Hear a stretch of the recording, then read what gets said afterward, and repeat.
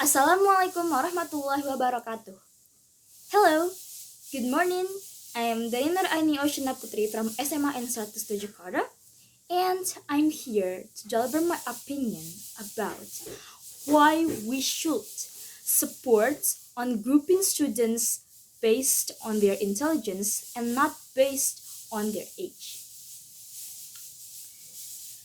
It was once common for primary school teachers to arrange their classrooms by ability, placing the highest achieving students in one cluster while the lowest in another.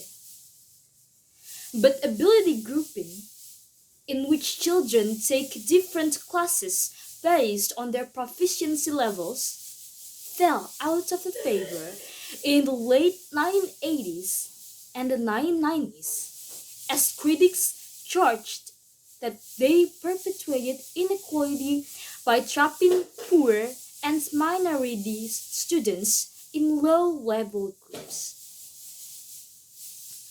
To think of a solution, schools are organized by age. Age-based placement policies group students together based on their age. This policy assumes that students of the same age have similar developmental needs, skills, and knowledge levels.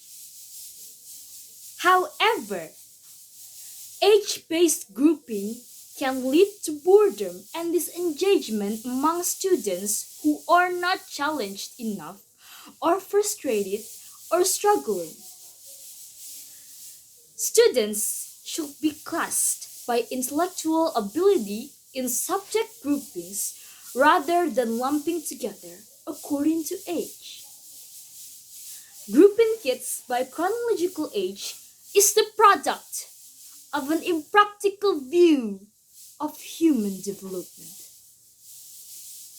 Gifted kids often physically develop faster and that they deserve special treatments to develop their talents.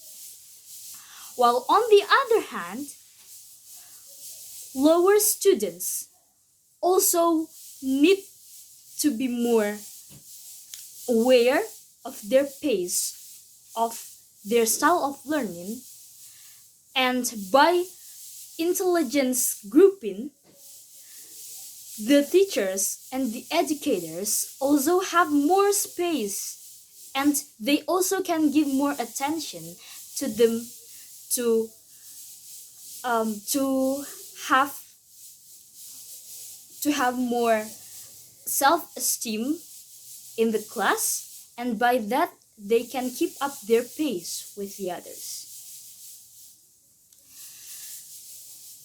There are many benefits by grouping students based on their intelligence and not based on their age on the primary and secondary level of schools. Among of the benefits are: first, teachers can adjust the teaching pace according to students' abilities.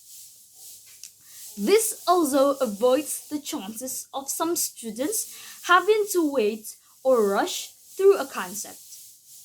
Students don't have to wait for their peers to catch up and immediately move on to more complex concepts and more advanced levels, while other students don't have to force themselves to rush through a concept when they might be falling behind. Instead, taking their time and having extra guidance. Second, ability grouping gives educators the opportunity to adjust the learning method as well as paying more attention for the students. This can help each group improve their academic achievement as they caters to the learning styles and level of each group. Let's move on to the third one. Similar groups are more interactive and helping students to be more focused and understand concepts better, as opposed to larger homogeneous random groups wherein they might simply drift off when the class turns into a lecture as a consequence of its size.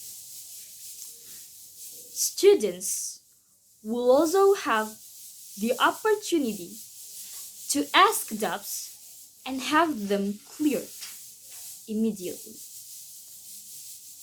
Something that might not be possible in larger classes, where everyone's understanding of a concept lies at the different levels.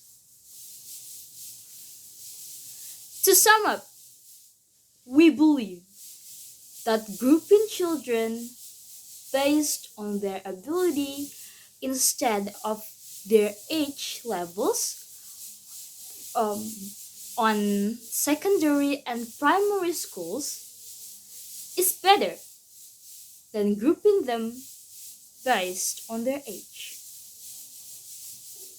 Ability grouping is an educational method of splitting a group of students into smaller groups based on ability.